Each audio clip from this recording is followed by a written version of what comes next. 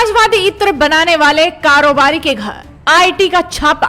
इतनी संपत्ति मिली है कि अधिकारियों की भी आंखें फटी की फटी रह गई।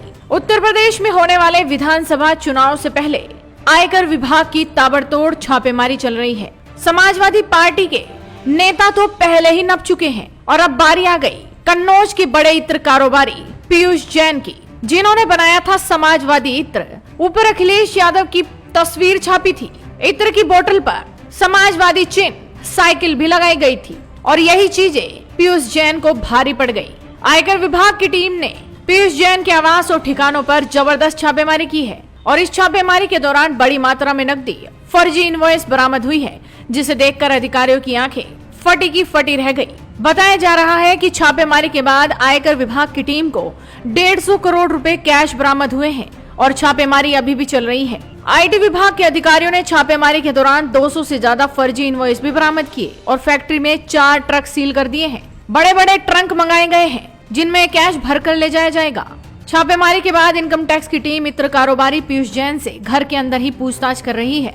बताया जा रहा है कि आयकर विभाग की टीम ने पीयूष जैन के कानपुर आवास के बाद कन्नौज के भी आवास पर छापा मारा और जांच में जुट गई। इनकम टैक्स को टैक्स चोरी के अलावा शेल कंपनियां बनाकर मोटी रकम इधर उधर करने के दस्तावेज मिले हैं। आपको जान लेना चाहिए कि ये वही पीयूष जैन है जिन्होंने 9 नवंबर को प्रेस कॉन्फ्रेंस की थी अखिलेश यादव के साथ। बाकायदा अखिलेश यादव ने इस इत्र को लॉन्च किया था। सभी के पास आ गया। आइए अभी जैसा हम अपना फोटो नहीं लगाएंगे।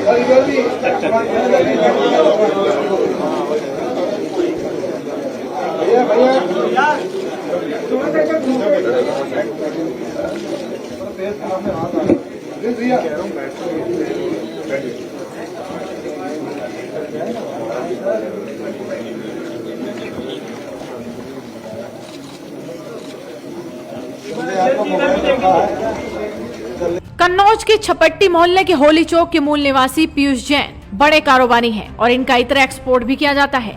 कानपुर और मुंबई में भी पीयूष के परिवार के काफी लोग रहते हैं, साथ ही दफ्तर भी हैं। बीते कुछ महीनों से इनकम टैक्स पीयूष के यहाँ कथित तौर पर हो रही टैक्स चोरी और शेल कंपनियां बनाकर भारी रकम ठिकाने लगाने के तरीकों पर नजर रख रही थी और बुधवार रात को मुंबई से इनकम टैक्स की 2 टीमें कानपुर पहुंच गई।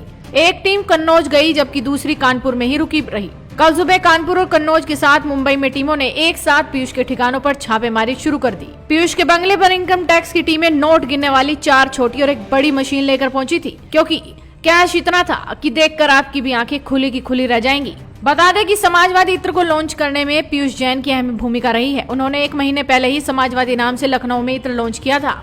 ये लॉन्चिंग समाजवादी पार्टी के अध्यक्ष अखिलेश यादव के हाथों की गई थी और इस दौरान पीयूष जैन ने कहा था कि 2022 के चुनावों को देखते हुए ये इत्र 22 फूलों से बनाया गया है।